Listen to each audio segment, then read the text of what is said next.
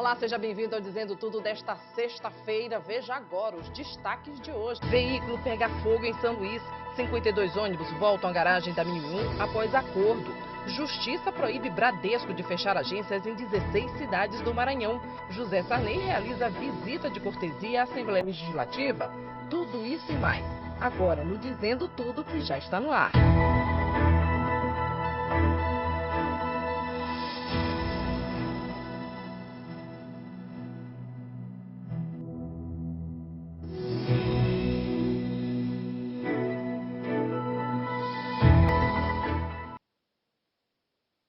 São 6h09, a gente começa a edição de hoje com um veículo que pegou fogo na tarde de hoje, próximo ali ao supermercado Açaí do Angelim, aqui em São Luís. Foi preciso a ajuda de uma mangueira para tentar conter as chamas, que muito rápido consumiram totalmente o veículo. Chamas altas que quase atingiram inclusive uma fiação que passa por cima dessa região. Não se sabe exatamente qual foi a causa do incidente, mas ninguém ficou ferido durante esse fogo que atingiu o caminhão ali na região do Angelim. E olha, após 2 adiamentos, está previsto para daqui a pouco, 9h30 da noite, lá no Centro de Lançamento de Alcântara, o foguete sul-coreano que fará o primeiro voo comercial espacial partindo do Brasil e vai ser lançado aqui a partir de Alcântara. O horário do lançamento previsto para acontecer hoje, 9h30 da noite, após uma decisão da equipe responsável pela operação. A missão foi adiada após a empresa responsável pelo dispositivo ela detectar uma anomalia no resfriamento do sistema de fornecimento de oxidante do primeiro estágio da estrutura do foguete. O problema foi identificado durante uma inspeção final para esse lançamento. Somente hoje, o lançamento foi adiado 3 vezes. E agora a gente gira com a informação, fala sobre um equipamento que chegou na Sorrir, ali da região do São Francisco, que significa ampliação do atendimento. O governo do Maranhão ampliou os serviços oferecidos pelo Sorrir Ponta do São Francisco em São Luís. Unidade referência em atendimentos odontológicos de média complexidade passou a contar com um serviço de radiografia panorâmica, disponibilizado gratuitamente pelo Sistema Único de Saúde. A nova tecnologia permite uma visão completa da arcada dentária, contribuindo para o diagnóstico mais preciso e tratamentos mais eficazes. Esse exame, essa radiografia panorâmica, é um exame fundamental porque ele é bem detalhado, onde através dele a gente pode analisar todas as estruturas, dentais, dentes, articulações, estruturas ósseas, o que facilita o nosso dia a dia. O exame auxilia ainda no monitoramento da evolução de doenças bucais e na definição de procedimentos especializados. Além da radiologia, a unidade oferece diversos serviços como clínica geral, odontopediatria e ações educativas em saúde bucal. Hoje nós conseguimos proporcionar para a nossa sociedade maranhense, principalmente para a nossa comunidade, mais um avanço com esse aparelho, a radiografia panorâmica, onde a gente consegue avaliar toda a cavidade oral desse paciente, a gente consegue verificar se tem algum tipo de patologia, como é que esse paciente chega para a gente e definir melhor o planejamento, o tratamento que queremos dar seguimento dentro da nossa unidade. Benefício aprovado pela população. Acesso muito bom, porque nós moramos em Passo Lumiar, não tem muito acesso. E aí em São Luís eu nem achei que conseguiria, porque de outra cidade, outro município, mas graças a Deus deu tudo certo. E olha, hoje foi dia de operação do IMEC, o Natal Seguro, realizado aqui em São Luís. O foco na orientação aos consumidores durante as compras de final de ano. Iniciativa que acontece em supermercados da capital, garantindo mais segurança, transparência e respeito às normas de consumo. Uma ação que tem um caráter educativo, busca conscientizar a população sobre a importância da verificação de pesos, medidas e da segurança dos produtos, especialmente aqueles mais procurados neste período natalino. As equipes do IMEC estiveram presentes nos estabelecimentos, reforçando cuidados essenciais, como a referência do peso real dos produtos, a observação das balanças utilizadas e a checagem das informações que são obrigatórias nas embalagens. E olha, o IBGE hoje divulgou uma nova informação, os dados do Produto Interno Bruto dos municípios brasileiros em 2023. O PUB per capita é um indicador econômico que representa o Produto Interno Bruto dividido pelo número de habitantes de um país, estado e também município. De acordo com o resultado, existem 4.384 municípios que estão abaixo do PIB per capita no Brasil, que é o R$ 53 mil. Isso representa 79% das cidades brasileiras. E uma cidade aqui no Maranhão chama a atenção, a Santo Antônio dos Lopes, que aparece em situação confortável quando se fala em PIB per capita. E agora a Justiça Estadual, que proibiu o Banco Bradesco, está proibido de fechar as agências dos municípios do Maranhão. A sentença da Vara de Interesses Difusos e Coletivos de São Luís, de 18 de dezembro, de autoria do juiz Douglas de Melo Martins, proibiu o Banco Bradesco de encerrar e suspender ou reduzir o atendimento físico essencial e adequado em 19 unidades aqui no Maranhão, garantindo os mesmos serviços, o trabalho sendo realizado, continuado, previamente ofertados à população. O banco agora vai ter que providenciar a imediata reativação das unidades que já tiverem sido encerradas, com a retomada dos serviços bancários presenciais, com estrutura e funcionários capazes de absorver a demanda de forma adequada e eficiente, pagar também indenização por danos morais coletivos no valor de R$ 50 milhões ao Fundo Estadual de Proteção dos Direitos Difusos. A gente faz um intervalo, daqui a pouquinho Dizendo Tudo tá de volta, são 6 horas e 14 minutos, a gente volta já já.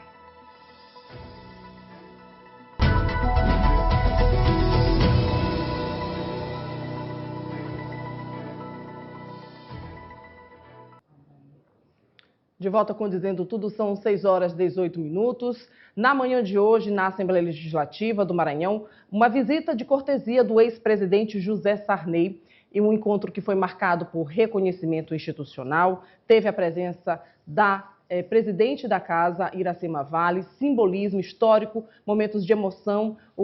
A Assembleia parabenizou o José Sarney e também Sarney condecorou Iracema Vale pelo trabalho que vem representando no Legislativo Estadual, ressaltando, inclusive, a importância de sua atuação em marco histórico. O marco histórico, já que é a primeira mulher a presidir a casa em 190 anos. A visita teve como objetivo estreitar as relações com a casa e reforçar a relevância do parlamento como um dos pilares da democracia durante a passagem da presidente do Sarney, inclusive, que ratificou o sentido da frase da sua autoria escrita no plenário da Assembleia Legislativa, do plenário do deputado Najib Yaiko.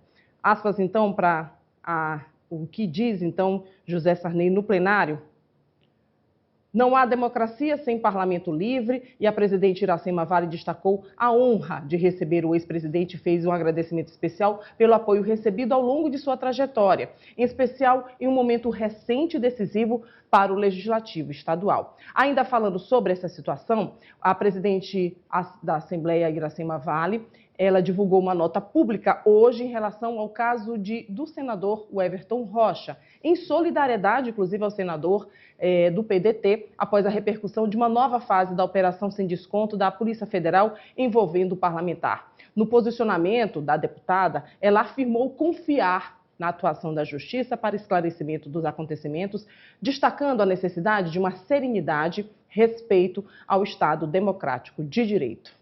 Falando em direito, no final de semana tem prova da OAB. A gente já está aqui com o nosso entrevistado de hoje, que vai falar sobre detalhes em relação a essa prova. Já estamos aqui com o Robson Mourão, ele é professor de Direito e preparador.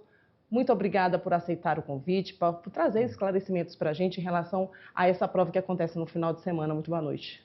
Boa noite, Daniela. Boa noite a todos que nos acompanham. É uma alegria muito grande falar desse momento que é o exame de ordem, no caso a prova, a primeira etapa, no caso que é domingo agora, que eu tenho certeza que, de acordo com os resultados, Daniela, muitas vidas serão mudadas com a aprovação. Muitas pessoas esperam, inclusive. É uma prova muito disputada, eu digo assim, para se chegar ao resultado, porque não é disputa entre pessoas, é uma disputa de si mesmo, né? Isso, como é que faz, então, para se preparar? Exatamente. A primeira etapa do exame de ordem é o quê? São 80 questões objetivas, distribuídas em 20 disciplinas, além das transversais, e ele precisa acertar metade, ou seja, 40 questões. Só que, Daniela, acertar 40 questões hoje, no exame de ordem, é um desafio. Nós estamos com um número de reprovações muito alto, né? Tanto na primeira etapa quanto na segunda etapa, que serão para aqueles aprovados na primeira etapa. Então, acertar 40 questões é um desafio hoje gigantesco para poder ser aprovado na primeira etapa e ir para a segunda etapa. Por que esse desafio? O que então as pessoas acabam escorregando, deslizando nessa prova? Quais são os principais erros? Perfeito. Eu diria que tem uma sequência de explicações de por que tantas reprovações.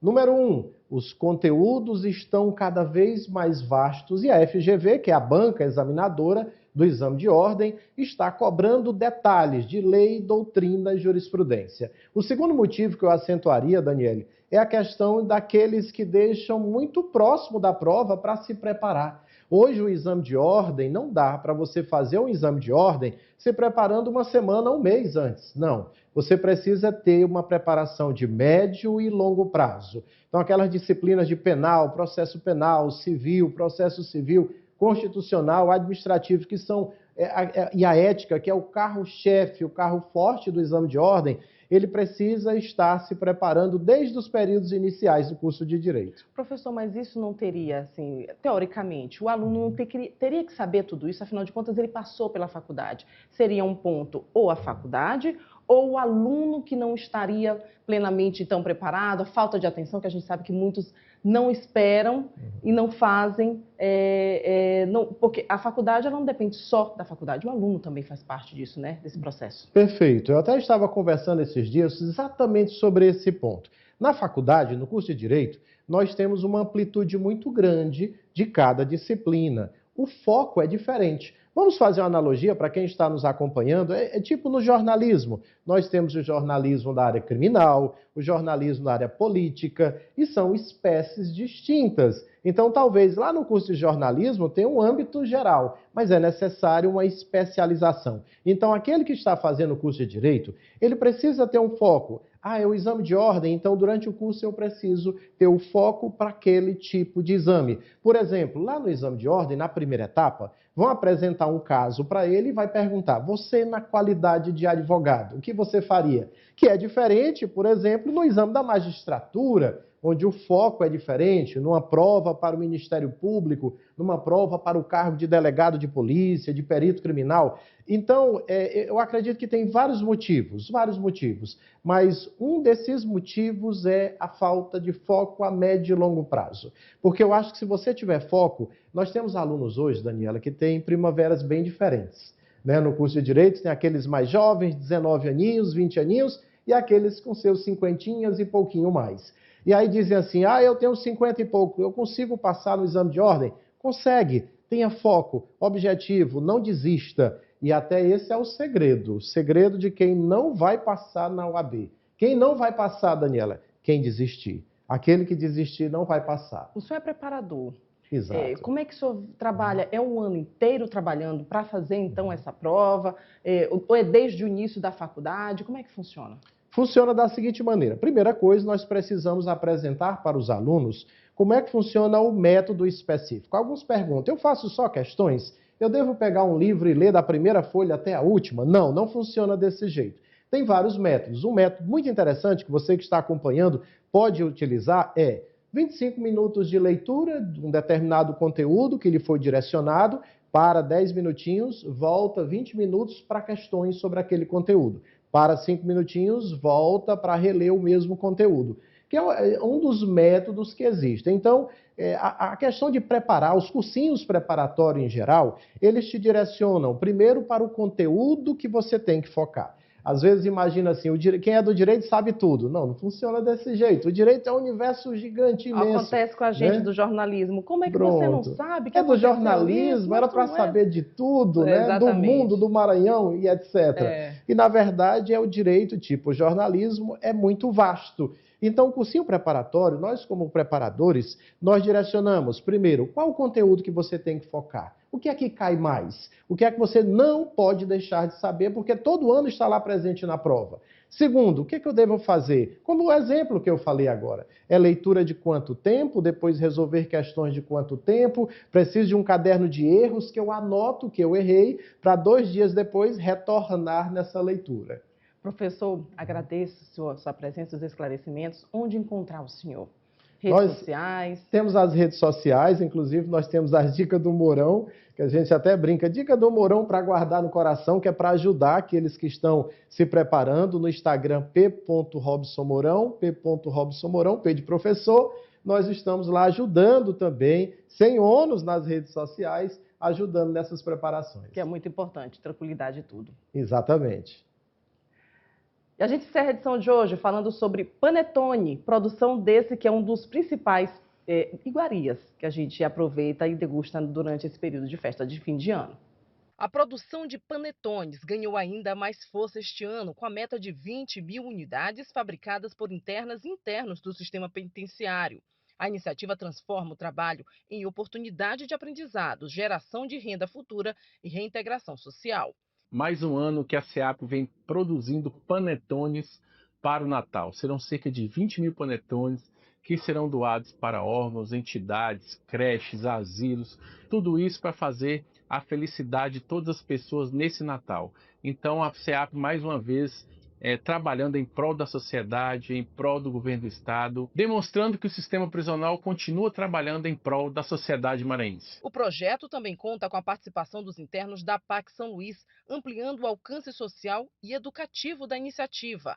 Além da capacitação técnica, os participantes desenvolvem disciplina, responsabilidade e novas perspectivas de futuro. Porque é um conhecimento a mais que a gente adquire e que vamos levar lá para fora, entendeu? E a gente descobre que não é aquele bicho de 7 cabeças que a gente imaginava, olhava o panetone nas prateleiras de supermercado e dizia, meu Deus, como é que é para fazer um trem desse aí? E aí descobre que é fácil e gostoso, porque você está produzindo e também experimentando, degustando para ver o ponto que vai chegar o produto. Os panetones produzidos vão ser distribuídos a órgãos públicos e instituições parceiras, fortalecendo a integração entre o sistema prisional e a comunidade. Além dos panetones, a padaria também produz pães, trufas, ovos de chocolate e coffee breaks para eventos. Com iniciativas como essa, o governo do Maranhão reafirma o compromisso com a ressocialização, usando o trabalho como ferramenta de transformação social